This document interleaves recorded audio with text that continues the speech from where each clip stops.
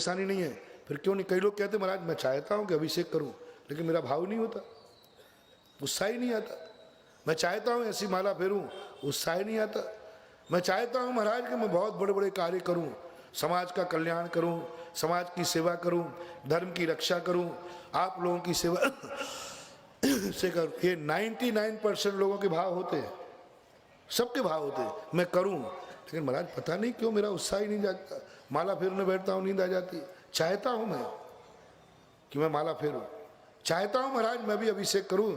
ऐसी बात नहीं कि मैं इतने चिकने खड़े नहीं है जबलपुर वाले, जो आप जैसे मार मार करके सुनाने वालों की बात भी समझ में ना आवे, सबको समझ में आ गई। कई लोगों ने मेरे से कहा महाराज आप पूरा जो कह रहे हैं सब समझ में आ रहा है, लेकिन पता नहीं महाराज हमें उत्साह ही नहीं जाग रहा है, भाव ही नहीं जागता मेरा।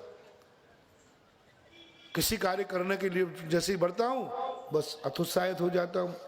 उन हतोत्साहित व्यक्तियों को उत्साह जगाना है तो जिस कार्य में तुम्हारा उत्साह नहीं जाग रहा हो, इस दूसरे महाकाव्य की, दूसरे इस कड़े की 108 बार, 54 बार, 27 बार, 9 बार इसका पाठ कर लेना, जाप कर लेना। देखो तो सही कैसे नहीं जागता है, कैसे नहीं जागेगा? जागेगा ही। तुम पहले इनकी महिमा जब तुम सुनोगे कि अरे इसके चले बिना बड़ों का भी उद्धार नहीं हुआ, जब तुम्हारा उत्साह नहीं जगे, किसी कार्य करना चाहते हो, समर्थ हो, उस समय तुम ये दूसरे कड़े को 9 बार पढ़ लेना।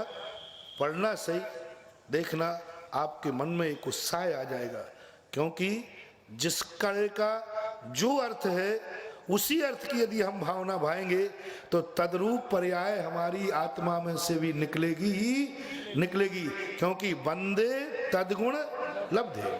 जिस कड़े का जो अर्थ है उस अर्थ से यदि हम ध्यान करेंगे तो जो अर्थ उसमें निहित है वही अर्थात्मक पर्याय अपनी आत्मा में निकलेगी। ऐसा नीतिकारों का नियम है, प्रकृति का नियम है।